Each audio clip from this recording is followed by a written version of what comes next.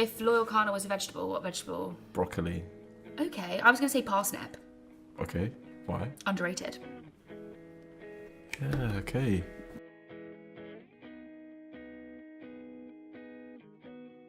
On my childhood bedroom wall, there's this dusty old concert ticket from 2016. It was to see Loyle Carner at the iconic Coco venue in Camden, London. Now, Coco's not a massive venue. It only holds about 1,500 people or so. So the show felt intimate. I don't really remember if Loyle sold out the space or not, but what I do remember was just how gassed he was to even be playing there in the first place. He interacted with the crowd, he told long meandering stories and anecdotes before each song. He even brought out his mum. Fast forward 2025 and I stood again in the crowd, but this time at Glastonbury, watching Loyle Carner headline the other stage on the Friday night to a crowd of tens of thousands of people. It was probably the biggest show of his career, and yet it still felt intimate. He still interacted with the crowd, he still told long meandering stories before each song. He didn't bring out his mum though. Now, we're all music lovers, we all have our hills that we will die on, and I'm gonna tell you mine.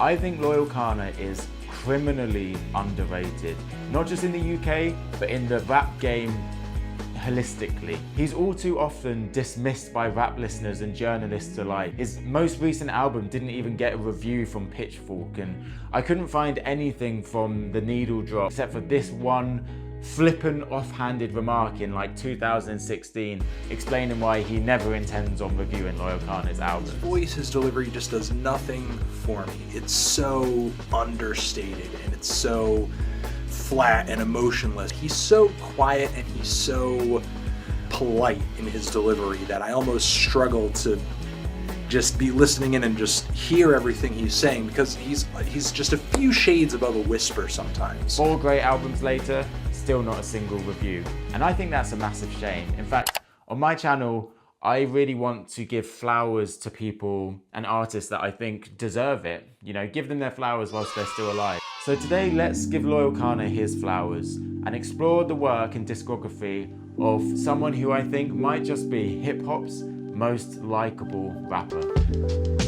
I feel overwhelmed about headlining the other stage. It's good to be scared. I think it shows that you care. I'm glad, because we played it so many times, it'd be easy to be complacent. I got a beautiful message from just a random mum on Instagram saying that, you know, her son, whatever, went through some stuff. I don't need to disclose it, but it was the first time he was able to say to her, yo, that shit that I went through, it hurt me, you know, and I think, you know, giving kids a space to talk like that, especially young men, because it's not allowed, you know, when I grew up, is important. Rising out of London's underground hip-hop scene in the mid-2010s, Loyle Carner was a pioneer of the laid-back and introspective chill hip-hop genre. With the help of other up-and-coming South London musicians like Tom Misch and Quez, Loyle carved out this spacey, reflective, almost lo-fi instrumental aesthetic. Lyrically, though, Loyle was sharp, taking clear inspiration from 90s legends like Mos Def and Mobb Deep. Loyle would slide over these smooth instrumentals like a hot knife through butter, layering complex, multi-syllable rhyme schemes with vivid storytelling and clever wordplay. As a result, he created a lane that was, at least at the time, entirely his own. If you listen to some of the songs from this early era, like Tom Misch's Nightgowns for example, you can really hear how Loyle brings all of these elements together for a result that is this brain-scratchingly smooth style of hip-hop.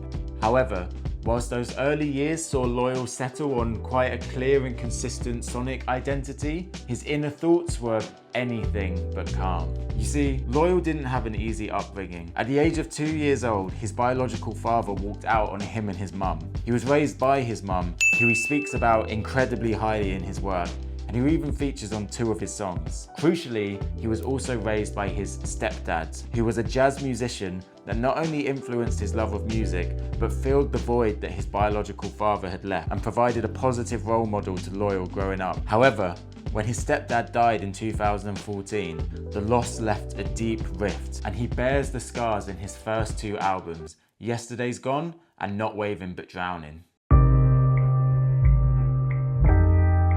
These albums complement each other well, showing a young, raw Loyle Carner plagued by uncertainty and searching for answers. The opening song to Yesterday's Gone, The Isle of Arran, shows Loyle's jaded mindset at the time, grappling with spiritual skepticism and coming to the cynical conclusion that, in the face of all he's been through, how could he place his faith in any kind of higher place or purpose? Meanwhile, songs like No CD and Stars and Shards show Loyle at his most hungry and lyrical, flexing his storytelling and rapping abilities and showing from the very beginning that he was more, so much more, than just the chill rap guy. Not Waving But Drowning is a bit more of a cerebral musical experience, with Loyle exploring themes of growing up and growing apart from people, feeling out of his depth in life, and uncomfortable in his identity as a mixed race man. Standouts from this album are songs like Ice Water, Looking Back, the gorgeous Loose Ends with Georgia Smith, and of course, Ottolenghi, his biggest song, his most iconic song, a song that really felt like a generational anthem for people my age right here in the UK. This album, and especially this song, was Loyle Carner perfecting the lane that he had carved out for himself. And then, just in 2019, when everyone was wondering what he was going to do next, he disappeared.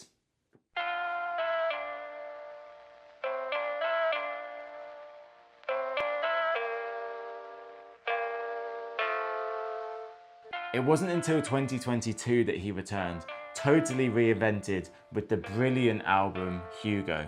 On Hugo, he expanded his signature melancholy sound with much bolder, noisier production. I always say that Loyle Carner's development as an artist and a musician really boils down to him locking in and understanding the importance of drums. I mean, listen to the dusty, in-your-face drums on songs like Nobody Knows and Hate, or the bombastic energy of the Madlib-produced Georgetown, or the song Yesterday. Yesterday isn't actually on the album, but it's one of Loyle's best banger-type songs, and I'd be remiss if I didn't mention it in this video. I love that song. And the production wasn't the only development present on this album. Loyle was a father now, a milestone that had forced him to confront his own father's absence. In characteristic fashion, he turns his vulnerability into strength, as Hugo brings us a restless examination of fatherhood and the cycles of abandonment, ultimately arriving at a place of forgiveness. It's a beautiful journey that is reflected in the gradual mellowing of the album's sound. It starts loud and intense, but slowly calms as Loyle achieves clarity about his position as a father, as well as his racial identity. Ultimately, he arrives at a place of forgiveness for his own father, which all culminates on the final track of the album, HGU, personal favourite Loyle Carner song of mine, one of his best. Just listen to it for yourself. This all leads us to his most recent album, which, as of recording this, is 2025's Hopefully.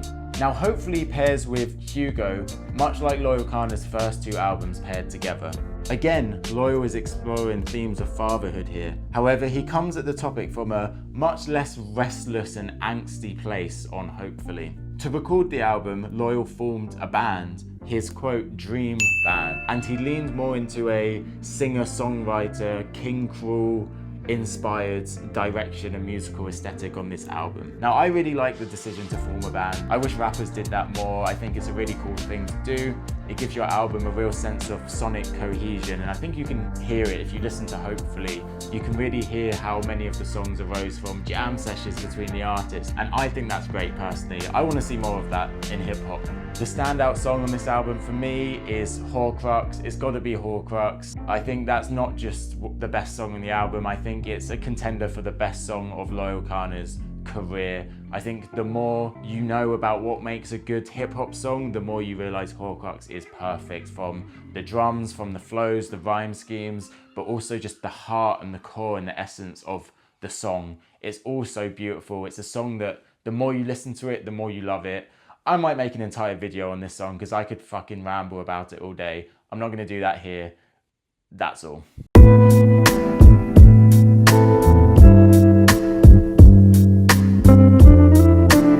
To be honest, I think the most underrated aspect of Loyle Carner as an artist is how well-rounded and versatile he is. I think he's too often written off as just the chill guy, the lo-fi guy, the sort of sleepy English guy. And I think that the success of Ottolenghi hasn't really helped that. I think most people that know Loyle Carner but don't know him well and thoroughly, they tend to know Ottolenghi and they love it. That song is amazing, honestly. No shade to Ottolenghi. But that label was never fully, entirely accurate. Just listen to No CD or Stars and Shards that I mentioned earlier. Or maybe listen to his verse Lost with Swindle and Koji Radical. It's a deep cut, it's a feature, but Loyle is really seriously spitting here and the two of them go bar for bar. It's honestly sick. Watch, let him find out, trust, let him find out.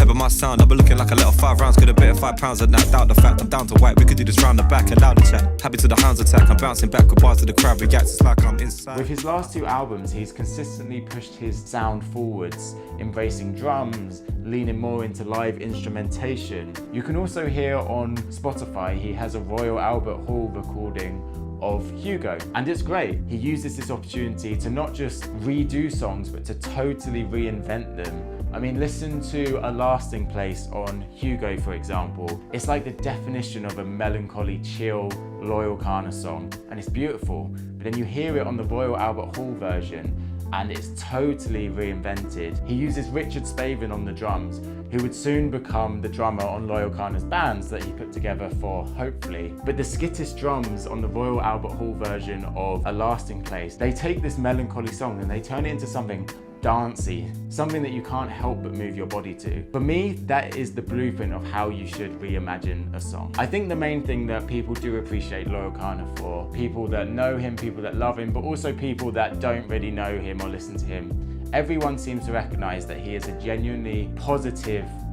force in hip hop. He builds deep relationships with his collaborators and he champions positive themes like fatherhood, dismantling toxic masculinity, breaking cycles of abandonment that just lead to more pain throughout generations of family life. And he does all of this without sounding corny or losing the edge in his music. We're not talking about another NF or a Logic here. Now this might be a stretch and feel free to fact check me in the comments, but I can't even think of an instance in Loyle Carner's song where he uses the word bitch. He was raised by a single mum and he speaks about her with huge respect, so it honestly wouldn't surprise me if that's true, but maybe it isn't, let me know in the comments. And this is just a little extra thing. I wasn't sure where to put in the video, but since we're talking about how much of a lovable guy he is, I may as well mention it here. Did you know that Loyle Carner owns his own non-profit cooking school for children with ADHD? And guess what it's called? I'll give you a minute, you're not gonna guess how good the name is. It's called Chili Con Carne. Come on, if that isn't goat behavior, I don't know what is. So yeah, it's been almost 10 years since that first little gig at Coco's in Camden. Loyle's come a long way in this time. 4 fantastic studio albums, 1 brilliant live album, a whole string of iconic performances. And in that time, he's cemented himself as one of the most positive and influential voices of UK hip hop. And I think it's time we gave the man his flowers. Thanks for watching, guys, and I'll see you in the next one. Okay guys, thank you so much for watching. I really appreciate you taking the time. I hope that I was able to put you on to some good Loyle Carner songs. If you're interested in listening to more of him, do feel free to leave a comment or directly message me somehow. Here's my Instagram, you can message me there. I love talking about music, I love talking about Loyle Carner. I'd love to engage with you guys more. And please do subscribe to the channel. I want to talk more about artists that I think are underrated. I want to explore more topics in which we can discuss music and how it teaches us about ourselves, our politics, our society, all of that good stuff. So yeah, I'm just getting started out. I'd appreciate it if you gave me a sub and I'll see you in the next one.